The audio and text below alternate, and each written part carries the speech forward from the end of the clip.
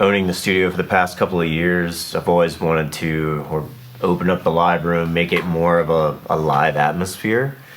So we took the time during the pandemic to do that and really open it up to where bands, artists can come in and really feel like not only in a studio atmosphere, but almost like a stage atmosphere. We've added, some lighting and mysterious fog technique, and also some streaming capabilities to where, we can take what we're recording live at the time and also stream it.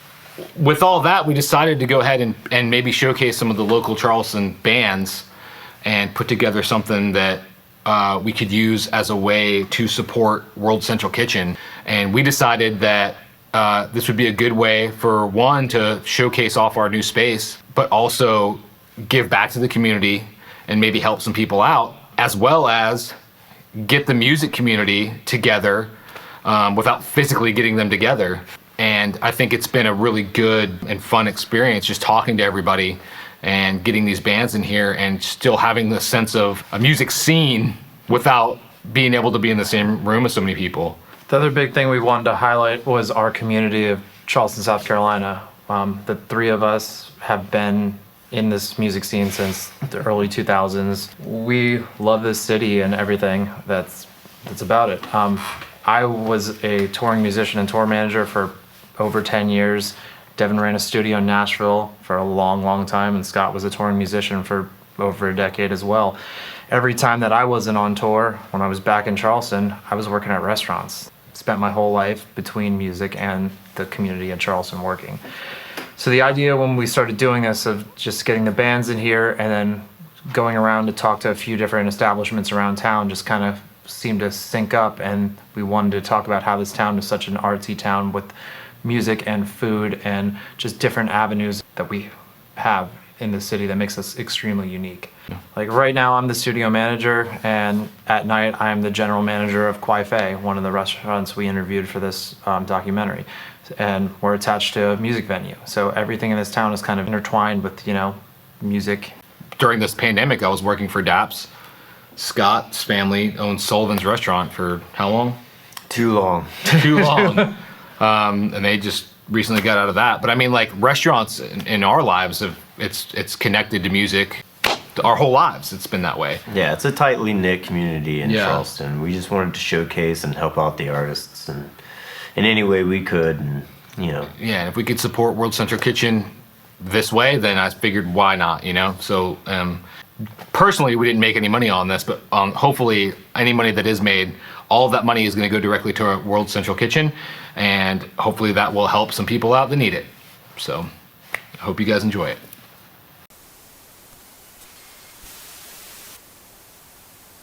We have one mission: let's feed the people in need. World Central Kitchen is on the ground in Nassau, just 90 miles from the eye of the storm. We show up, boots on the ground, and we start feeding people. And in the process, the plant shows up. That's who we are. And we do it with the community. We do it with locals.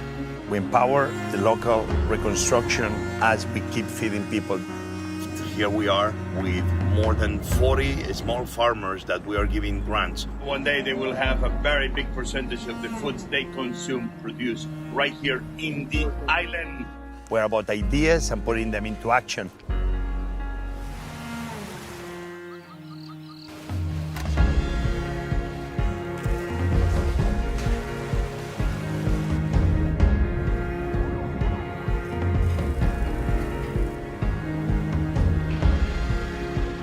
After the 2010 earthquake in Haiti, Andres has wanted to do more to help create a new kind of activism.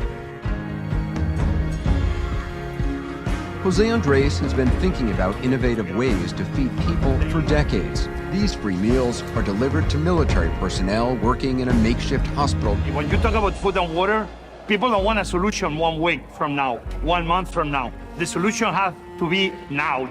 You began taking care of people, the reconstruction begins much earlier. Food relief cannot be about check. A plate of food for us is a way to have a contract with the communities. We come and we tell them, here we are, and we'll come back tomorrow and the day after, until you are okay. Whatever there is a fight so hungry people may eat, we will be there.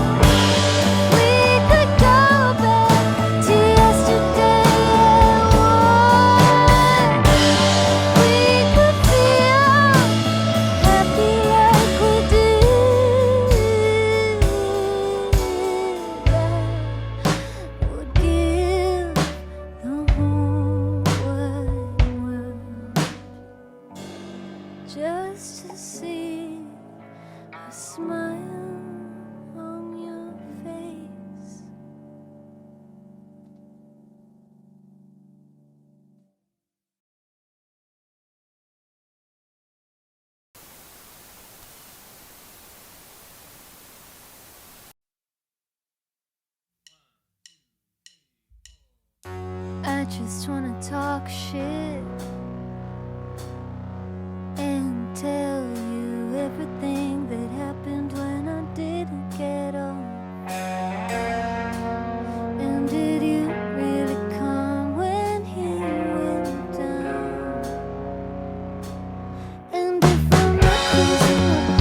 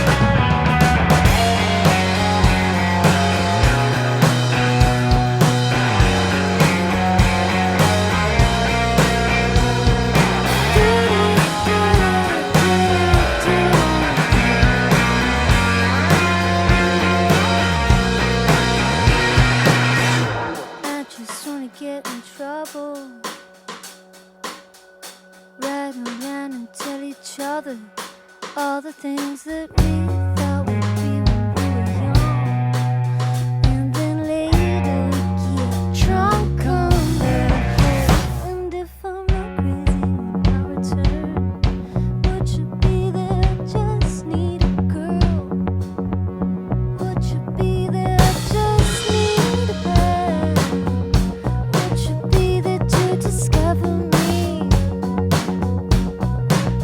And if I'm not crazy when I return, would you be there? Just need a girl. Could you be there? Just need a girl. Would you be there to discover me? Could you be there to understand? Would you be there? Just be honest. Could you be there? Just need a discover me.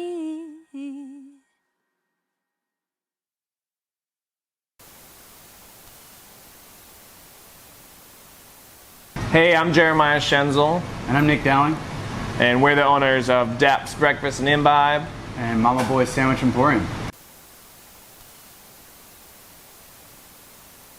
Our motto right out of the gate was pivot or die. So either figure it out or we're gonna have to find new jobs. Opened up to-go service even more than we already had. Expanded our Uber Eats delivery, pre-made meals. Started doing kind of groceries, so farm fresh eggs from our chicken farmer, pancake mix, things you could take home and make it yourself if you didn't want to wait around at Daps for it or you just didn't feel safe. Started canning our mimosas, which is probably our most successful thing we started doing. Probably took us through most of the pandemic. The pandemic also spurred the creation of our second concept, Mama Boy's Sandwich Emporium, to fill in some of the time in the afternoons that our breakfast spot wasn't as busy. Kind of launched a second concept out of the same space, using it as a ghost kitchen. Kind of just expand our menu offerings a little bit, but also take what we were doing in a little bit different direction without it being too confusing for the consumer. Pandemic kind of hit. We weren't really sure what to do, so we just closed the inside. And we were just strictly takeout all the way up through October of 2020. And we're still just outside dining available and to go until everybody's safe and we're back on track to being whatever the new normal is. Music's a really big part of our restaurant as a whole. Nick and I, it's kind of a joke, but it's a very much a truth to one of the reasons we wanted to open our own restaurant was because we wanted to listen to what music we wanted to listen to in the restaurant and not be tied to, like doldrums that are just background noise in a lot of places. So it was really important to us. The vibe of Daps, we get a lot of comments on, or we got a lot of comments when we had our inside stuff open, like how great our soundtrack was and stuff like that. And it's funny because we really just play what we like to play when we like to play it. We try not to fuss around too much. And by chance, we've also happened to just hire a bunch of musicians as well. So majority of our staff, I'd say 90%, are musicians in some facet or another. We both played in bands growing up. I played in bands with Devin and Anil, the guys from the studio. So music has always just been a big part of it. And it continues to be a big part of it, trying to make sure that those guys eat too. Perfect. Boom. Done. In one take.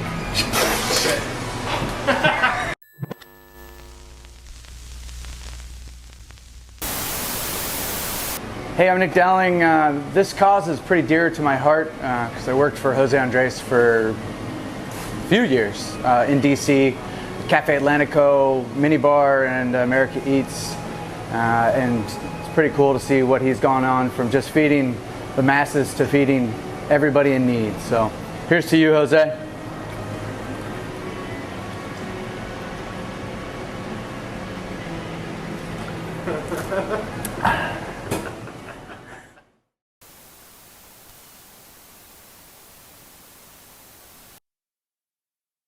I swear to God, I'll capsize this thing. Make another sound, I'll let it sing.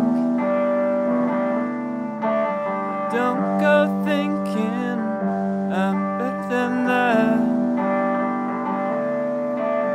When I get hit, I'm not afraid to hit back. I know makes me a weak man. Believe me, this isn't what I planned. Maybe I'm not as good as I thought I was. Maybe I do the things that the villain does. Maybe I need more time to adjust. Maybe it's all a bust. And sorry I rain checked 2 months in a row. All the missed calls and texts, I'm the worst I know. I feel like shit for this awful, vengeful streak. Never really learned how to turn my cheek. I know makes me a weak man.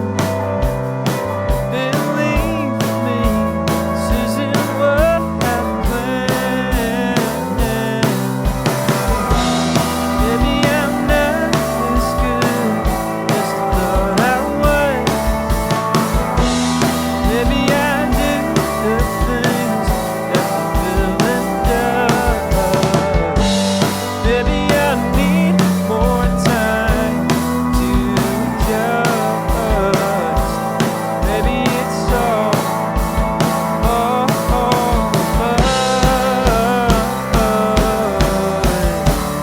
maybe I'm good at detox, self-interest. Maybe I should have hit you up a bit more. Always end up playing mind games. Keep you needing me, I'm keeping score. Maybe I'm not as good as I thought I was. Maybe I do the things that the villain does. Maybe I need more time to adjust. Maybe it's all a bust.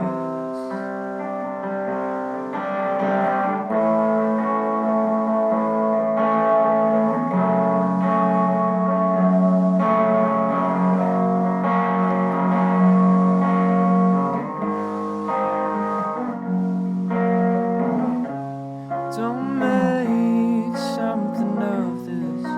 It's nothing at all. 'Cause it's nothing at all. Don't make something of this. 'Cause it's nothing at all. It's nothing at all. Don't make something of this. 'Cause it's nothing at all. It's nothing at all. Don't make something of this. It's nothing at all. 'Cause it's nothing.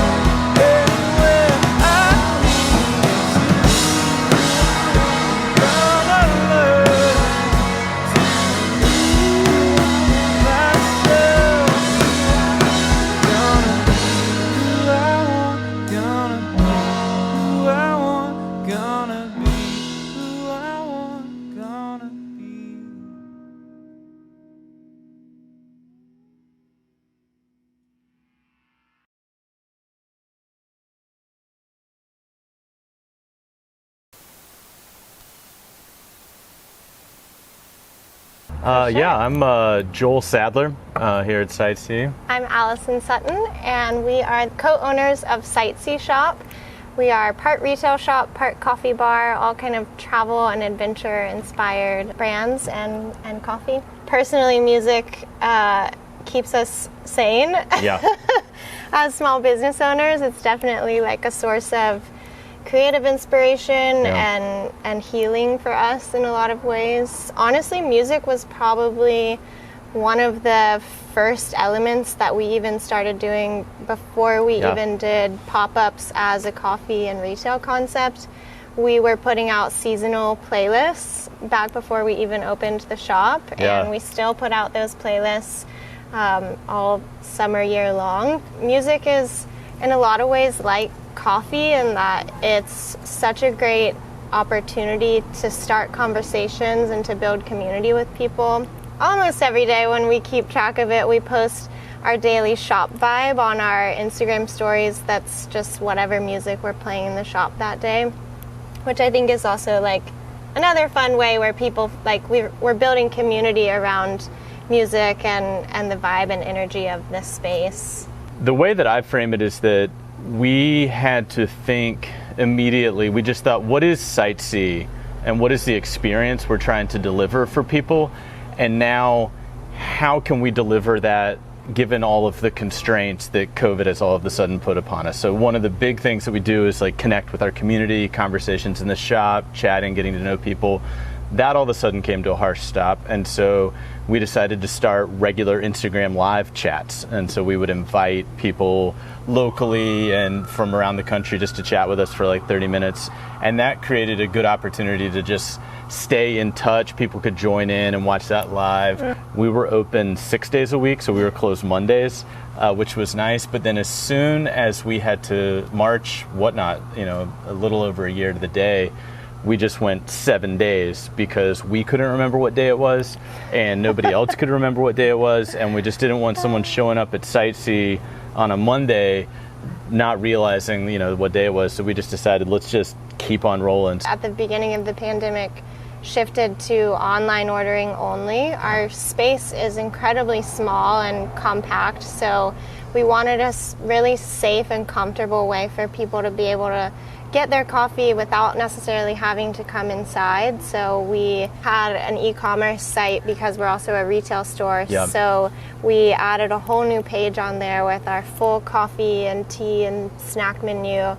And we've actually maintained that online ordering even now that we're letting people come back in, because we have a lot of people in our community who actually prefer it because it's super easy and convenient. It's hard to really remember last May, April, May, just how unknown everything was. Like now we look back and it's like, these are the things that we did to get us through, but we didn't know how long through was. We didn't know it was going to get us through. I It was feel like just everyone was in that same boat Oh my where it was gosh. like, well, I guess we'll kind of do this for the next couple weeks and then it should be over by then. Yeah, and then it's here we just- are, a year later.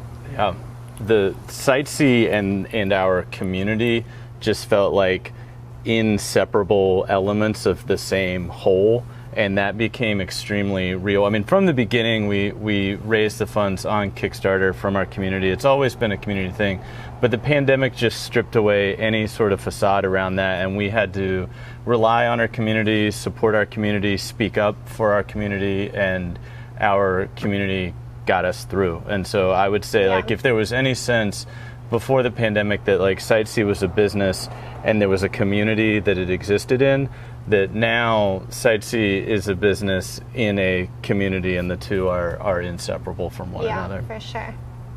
That's great, guys. Sweet. Perfect. All right. Sweet. That's it. Yeah, thank you.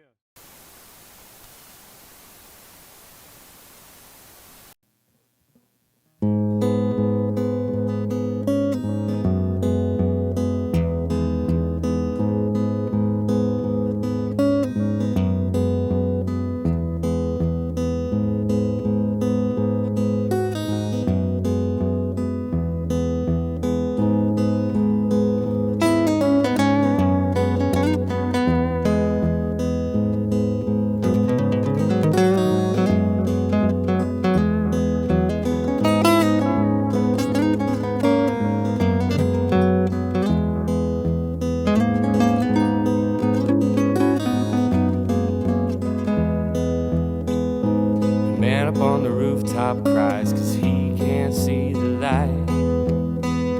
He cut off all emotion, doused the fire for his life. But you can't see his misery, you can feel his grief. But there must be some cure for his disease.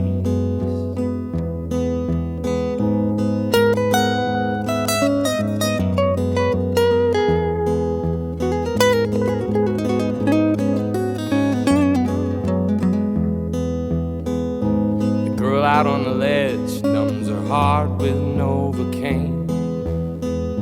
The tiny little pieces dissolving in the rain. We all have so much sympathy, we all have loved and lost. So we must fight her war at any cost. I'll be the man up on the rooftop, shouting, how can I help? Did you lose your motivation? Well, you're not there by yourself. I'm not gonna beg, and I'm not gonna plead, but I'm not gonna leave here until you climb back down with me.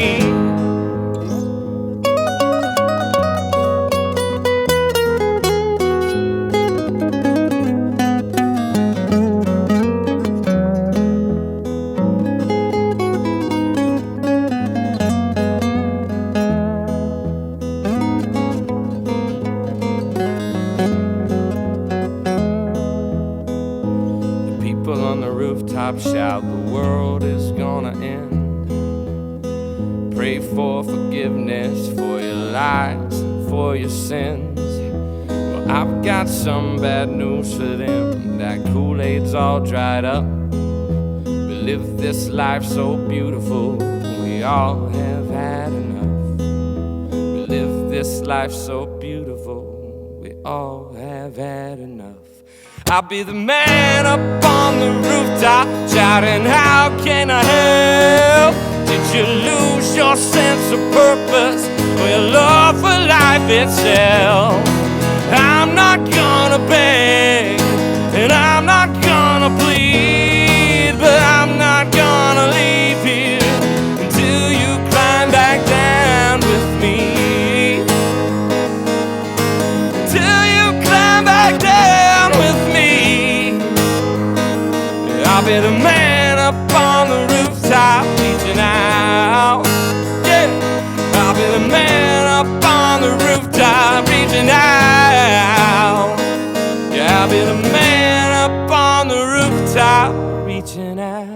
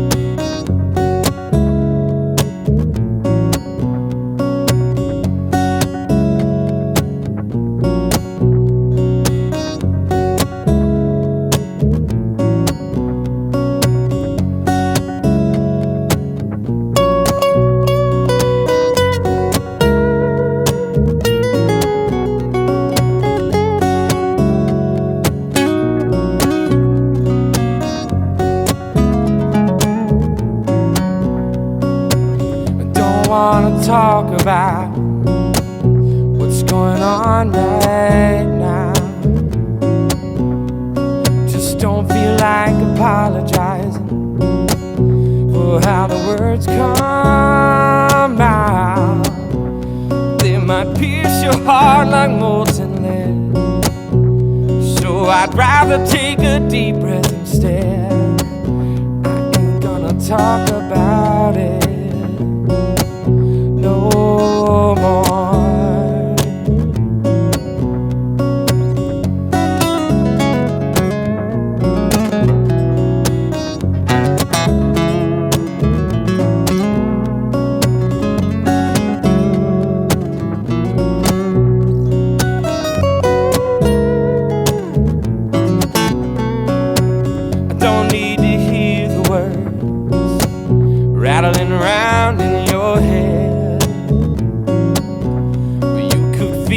spite of all the lies tangled in that web. It might steal your soul with no regret. So I'd rather take the long walk instead. I don't wanna talk about it no more. Don't wanna talk about it no more. Don't wanna talk about it no more.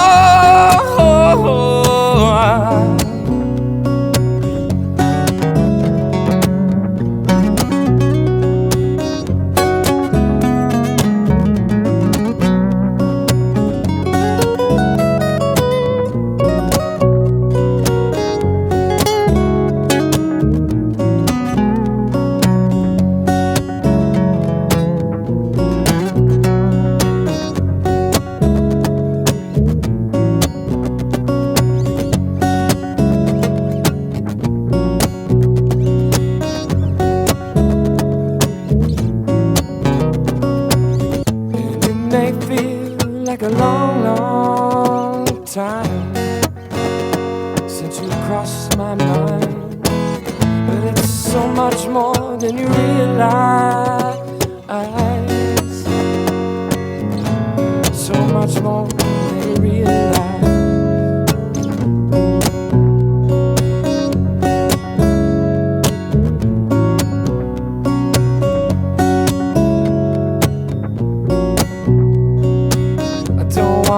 Talk about what's going on right now. Just don't feel like apologizing for how the words come out. They might pierce your heart like molten lead. So I'd rather take a deep breath instead.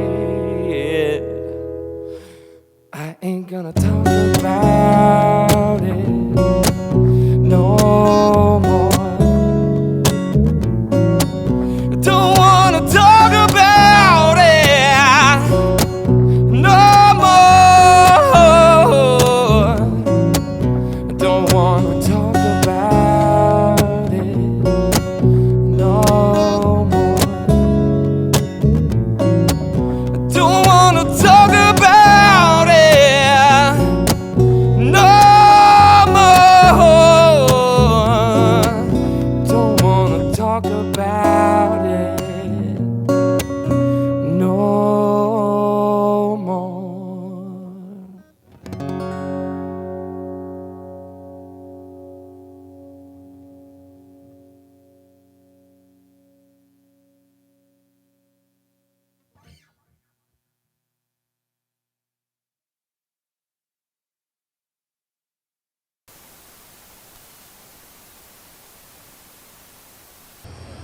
My name is Miles White. My name is Femi Oyederan.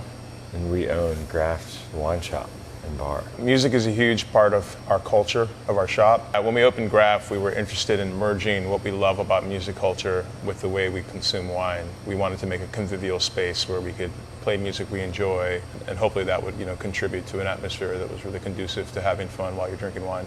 First thing I wake up in the morning, music comes on. It's on the entire time I'm at work. It's on the entire time I get home. It just makes everything better.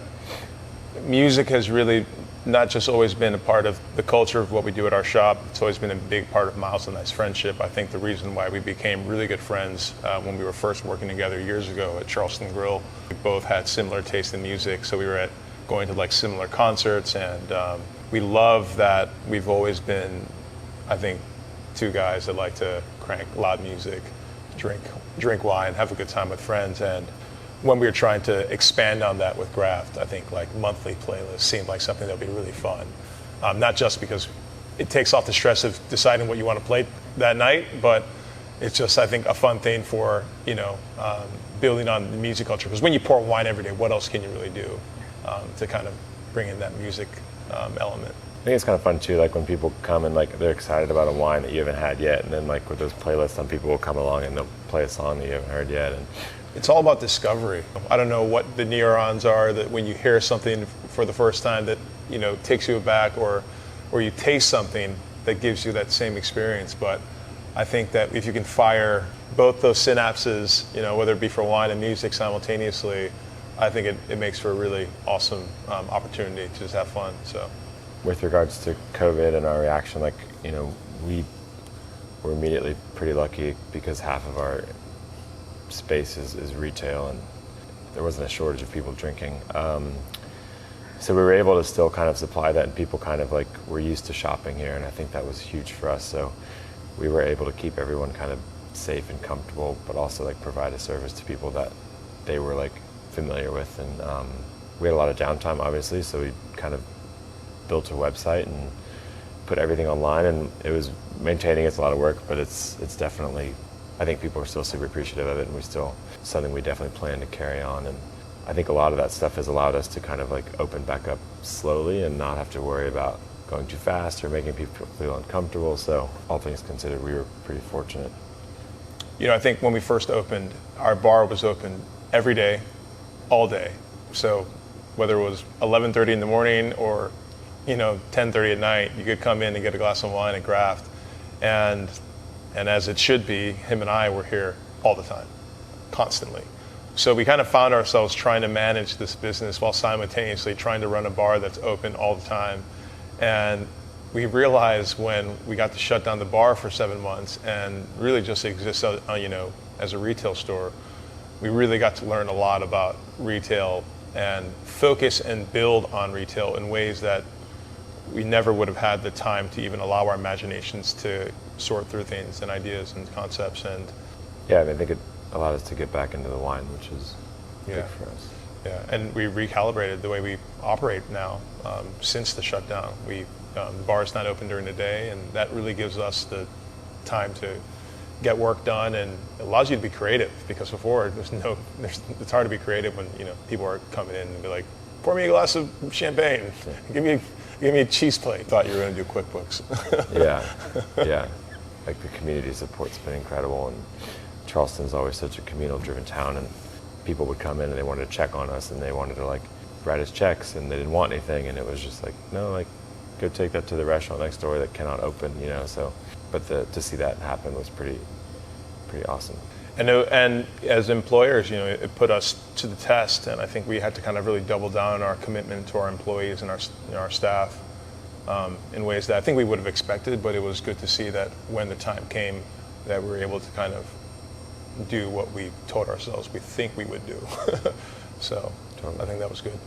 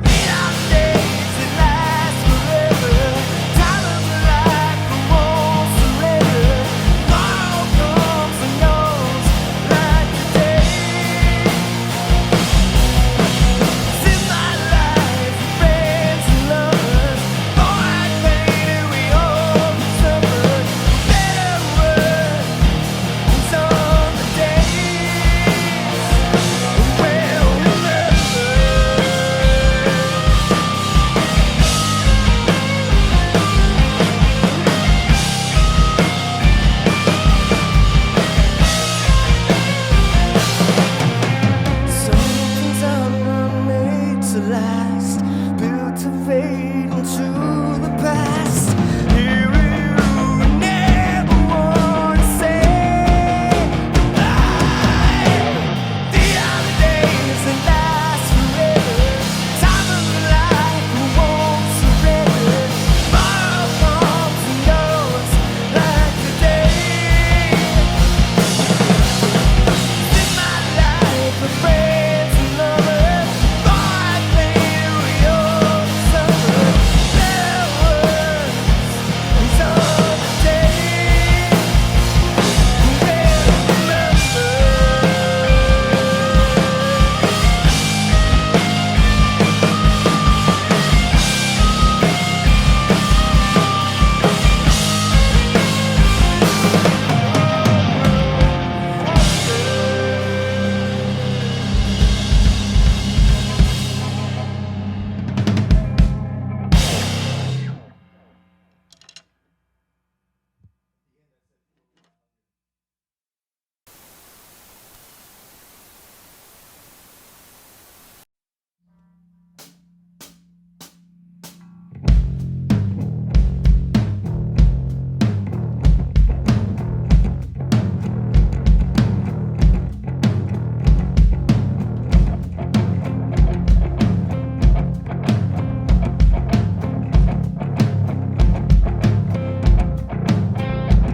So tempting to say the least, but the struggle wasn't worth the while. I was focused on a childhood dream, but the struggle didn't match the style.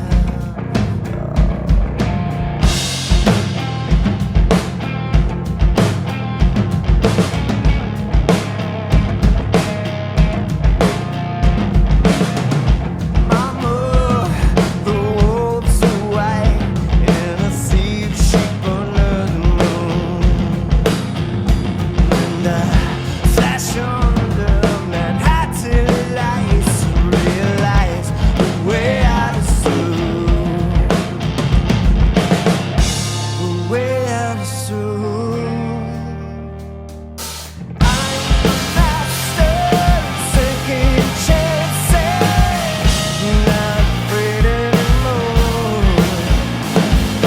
Never look back, despite the advances. It's not the same as before.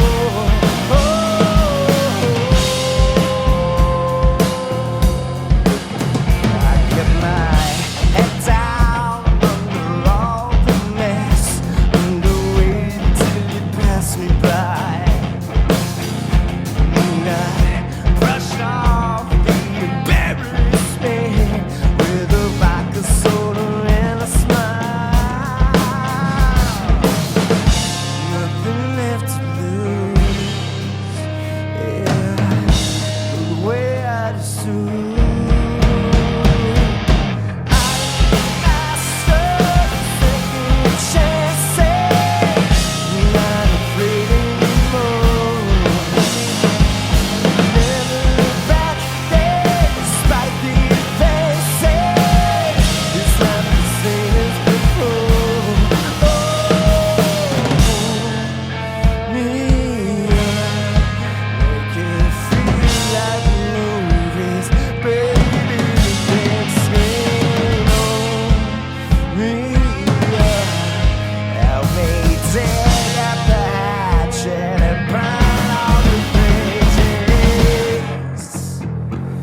down.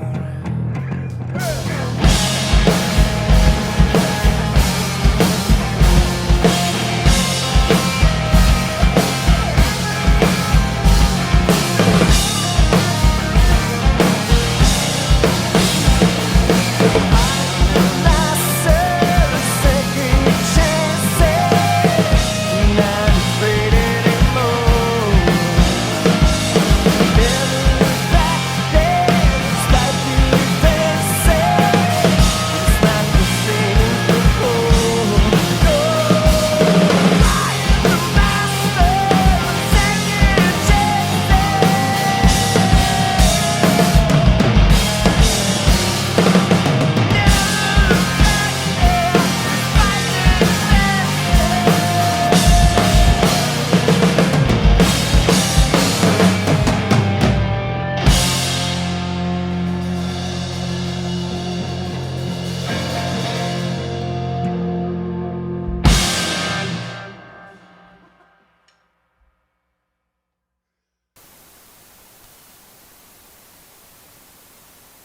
I'm John Kenny, and I own the Royal American here in Charleston, South Carolina. So, I guess I picked up the guitar in junior high school, you know, in cover bands and stuff in high school, and just tried to learn how to play and write music like any other kid, you know.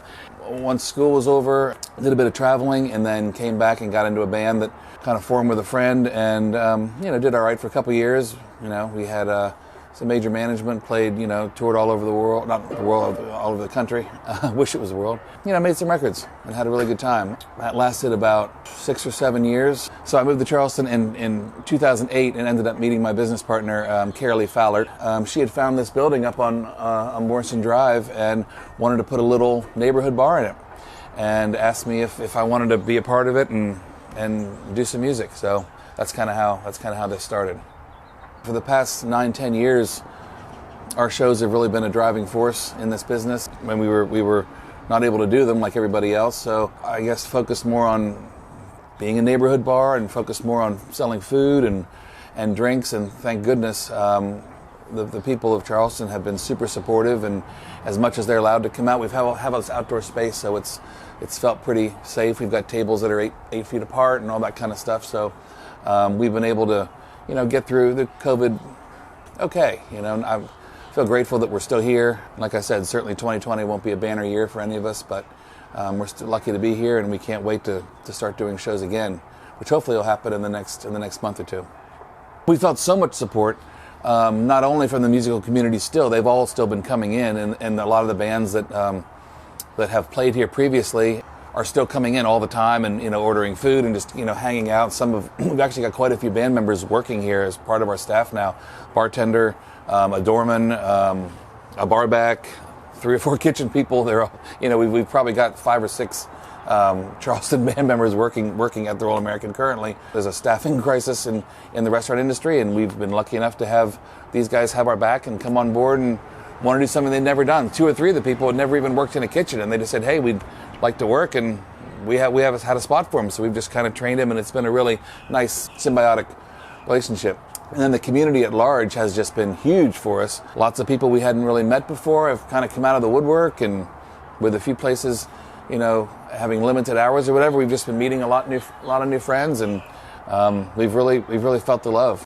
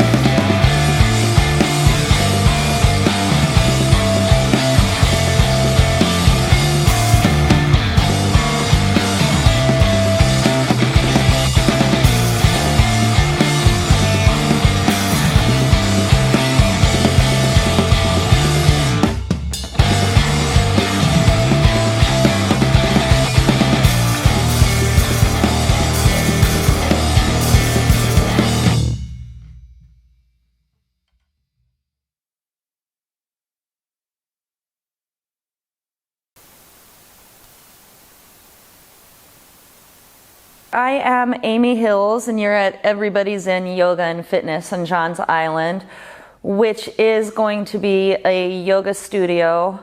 We're also going to be offering Pilates and bar, but it's primarily going to be a yoga studio offering various types: power yoga, deep stretch, beginners, all that good stuff. Before COVID, I was in the music industry for about 20 years. I worked at a record label in New York for 8 years, and then I started touring, and I was on the road off and on for close to 10 years. And I was booked through 2020, and then it all went away. Our entire industry went away. Went pretty much overnight from traveling the world and working in music to sitting at home and trying to figure out what I was going to do with my life. I got back into the country March 3rd of last year, was supposed to leave again March 23rd, and that never happened. Well, for several months I sat there thinking that it was going to come back, and tours that I was going to be on just kept getting pushed and pushed and pushed and pushed. I think we all kind of thought it was going to be back at some point last year. And then it started to become evident that it wasn't going to come back. Luckily, I was able to start bartending to pay the bills for a bit, and I had a goal prior to this happening of opening a yoga studio. And I think with this happening, it really showed a lot of us that we do need other things happening, other things as well. We can't have just that one stream of income. The stars aligned, and I'll say a lot of it was luck and support, and I started putting this place together. I wasn't planning on going back in the restaurant industry ever. It just wasn't my career. You know, I started advancing and touring and doing what I did in the artists I work with and traveling the world and making really good money doing it. That industry I was in for so long, and it's really important to me. I could never anticipated overnight it disappearing. I was planning on slowing down with that at some point because, and I think this is another thing that a lot of people have realized, that there isn't a work-life balance, especially in touring. There's just a work balance. And you miss a lot of things being at home, and being away 10 months a year is not really realistic. It is realistic, it just takes a toll. Right. And I think that's one thing a lot of people have realized, and COVID has made people in this industry realize. There's an issue in the UK, there aren't stages for later this year. Like there's just not enough gear for people, not enough stages, not enough, you know. So many people have left to do other things. Right. I mean, me, for example, I'm still going to be part of it. I want to be part of it. I love it. It's it's been my life for a really large part of my life. But I am not going to go back and be away 10 months a year. You know, people, really, really experienced, talented people who have just completely changed their career because they can't be out of work for 2 years. Another thing with touring, there's no support, no infrastructure. We don't have insurance. We don't have retirement, you know. So people have realized they do need something to fall back on because you never know what's going to happen.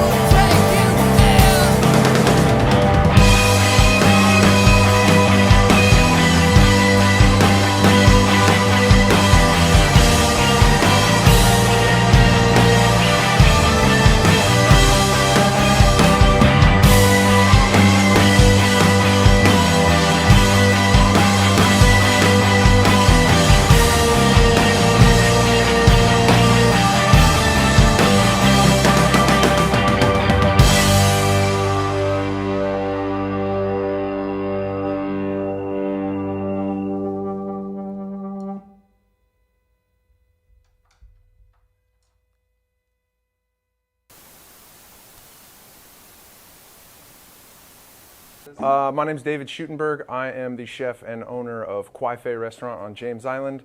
We focus on the foods of Western China, more specifically the Sichuan province, and we like to feature really obnoxious loud music while you dine with us. When we started Kwai Fei, I had gone through a series of failures, a couple in a row, that I was kind of like wondering what I was doing wrong in Charleston, or what I was doing in Charleston in the first place. But Tina and I both knew we loved it here.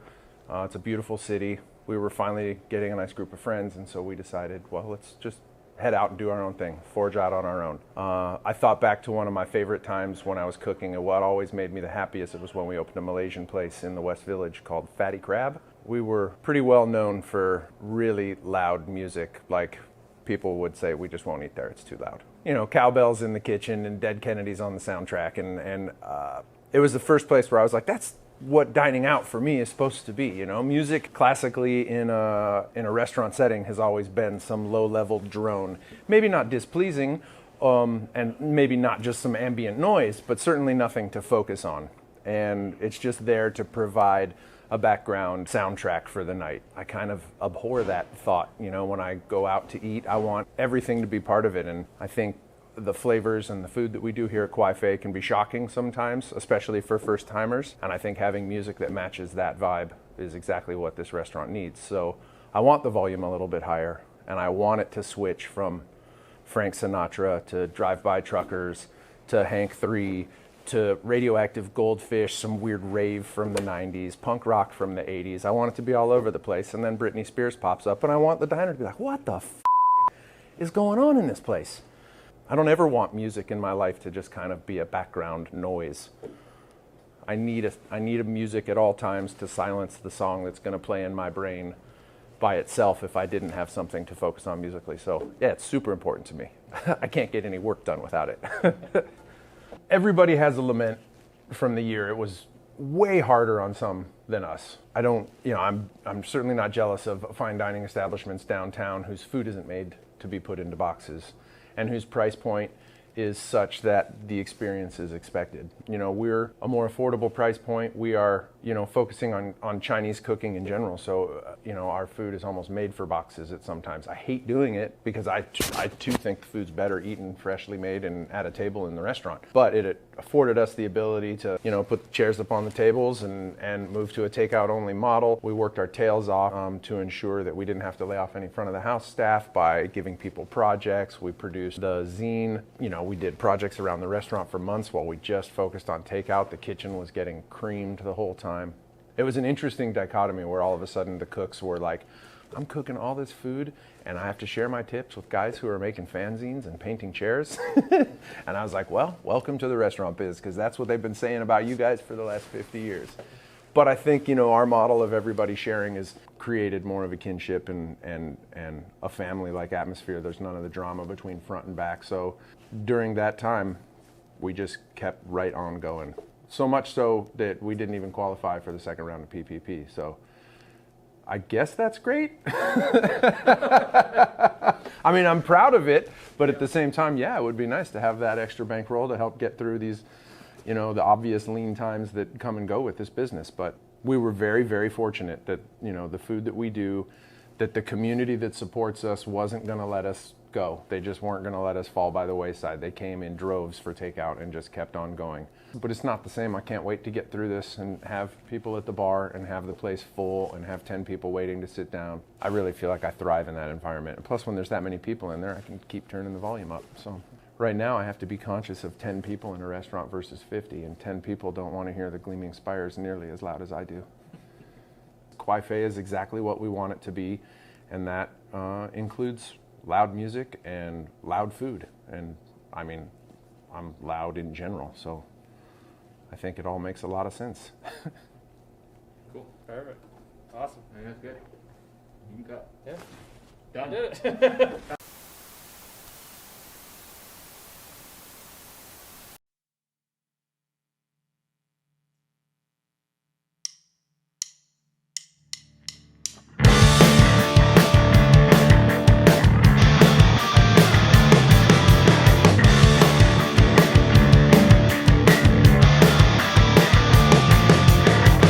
Pour the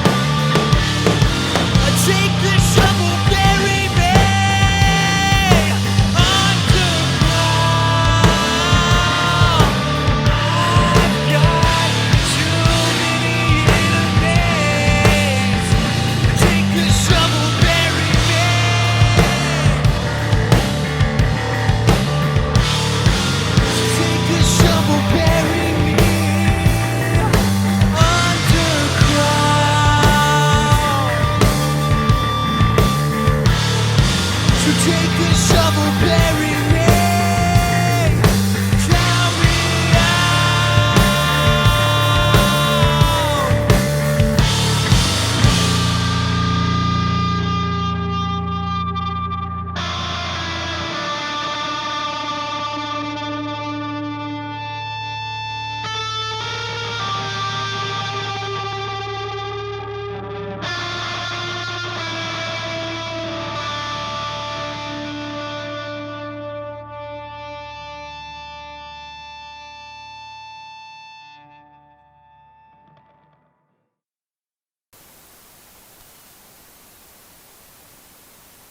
Sure.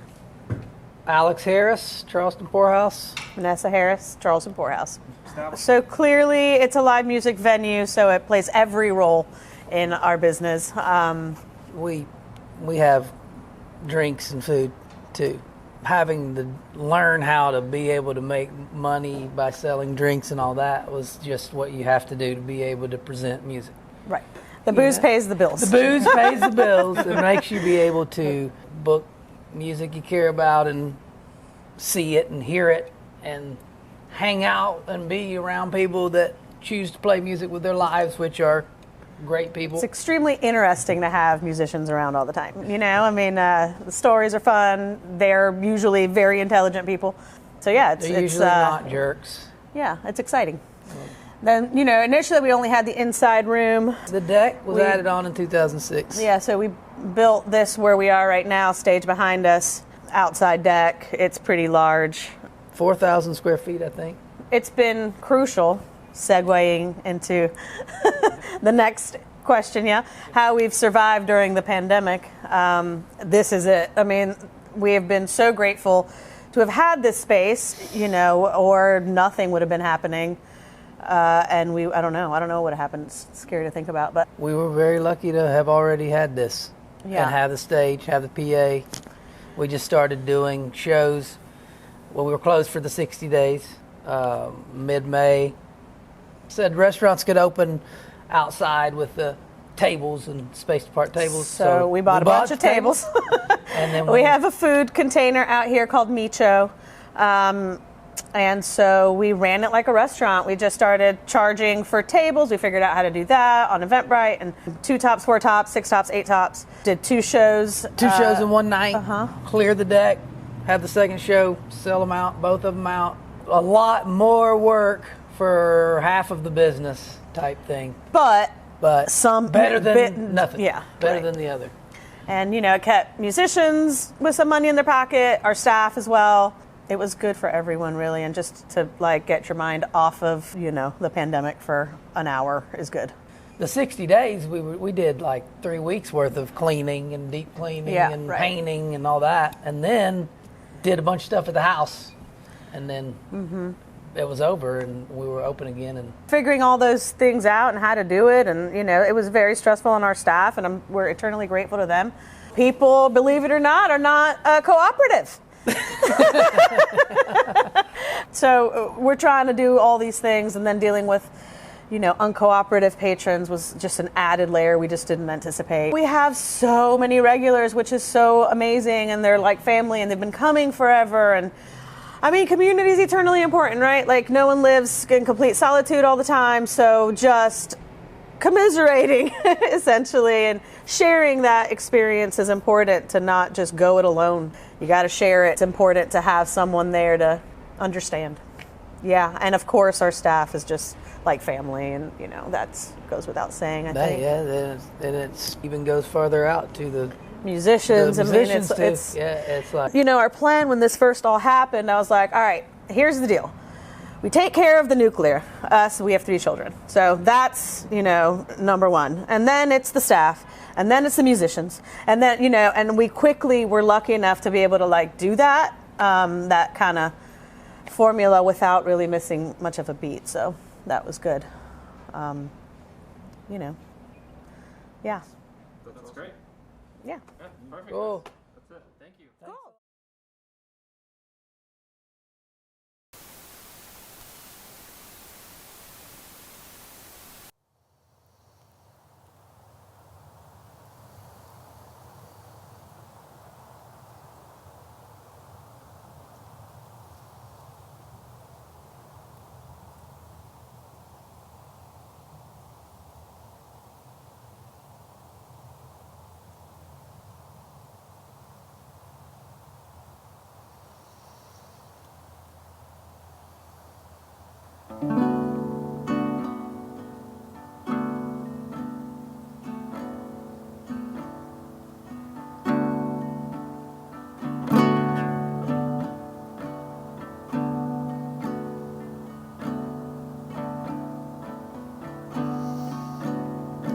When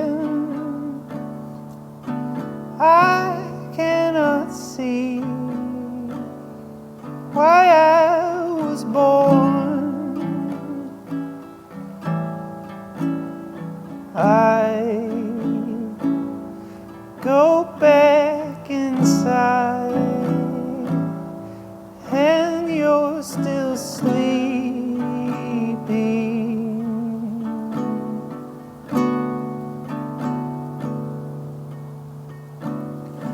Hills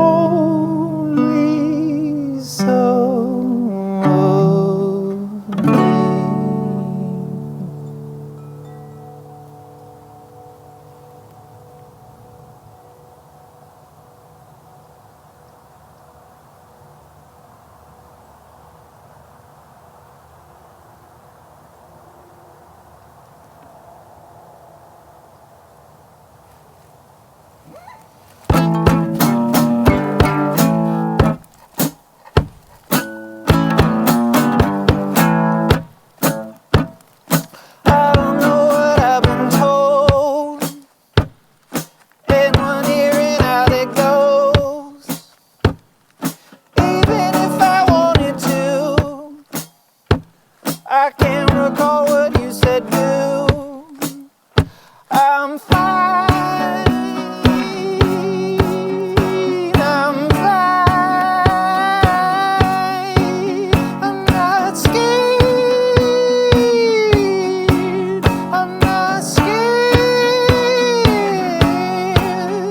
I'm fine.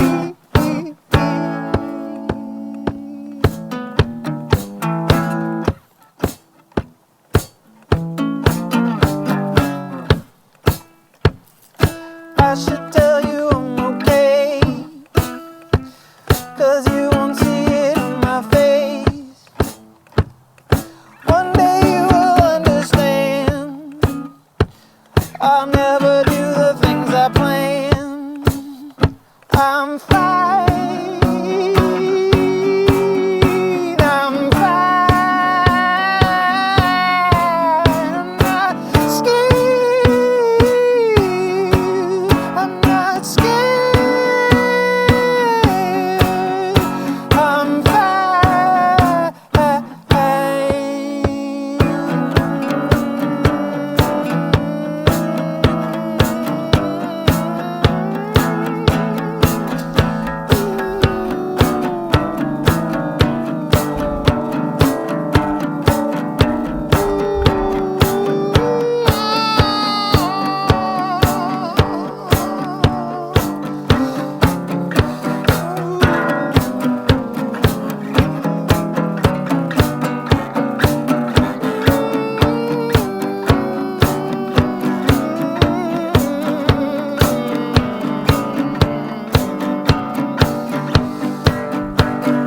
I don't know what I've been told.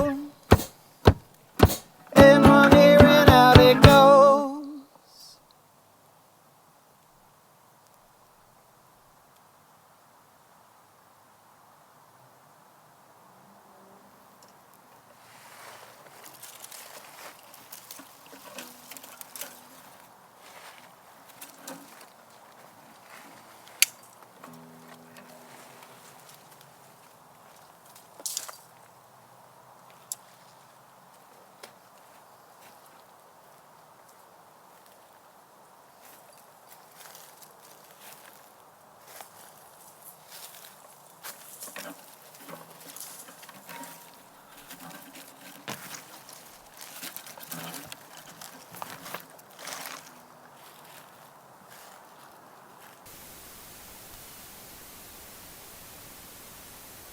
This one's called Next to You.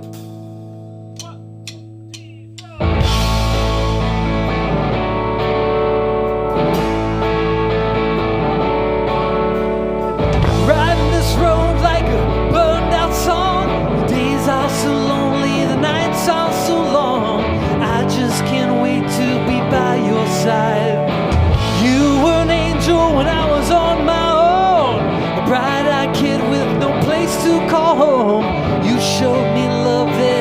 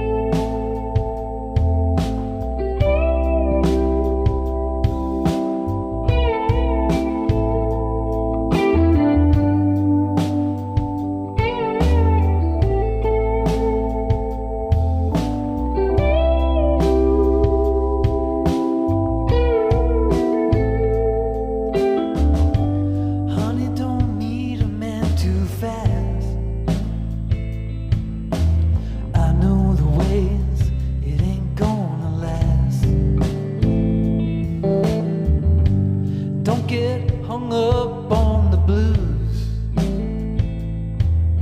Remember other people, they got it worse than you. Don't get stuck on all your plans. Things happen, they're just out of our hand. But if you do, you have this song. Just some words to help you move along. And honey, wake up and see the dawn. 'Cause that amber sky don't last long. And if you can, try to leave some room for the rest. But honey, please don't worry yourself to death. Yeah, please don't worry yourself to death. Don't take what you can't give, 'cause it'll come back to you the more you live. And don't go digging up the path. That ain't nothing but a tidal trap. And don't follow all the rules. You are young, but you ain't no fool. And don't go giving it all away. You gotta keep some for yourself one day. And honey, wake up and see the dawn. 'Cause that amber sky don't last long. And if you can, try to leave some room for the rest. But honey, please don't worry yourself to death. Yeah, please don't worry yourself to death.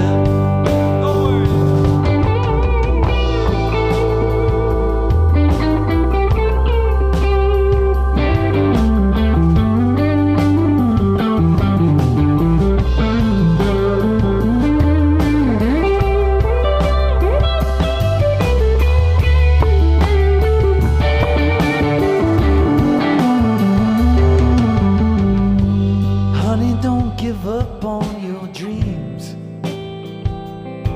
You gotta keep hope alive, as hard as it seems. Don't forget to call your home.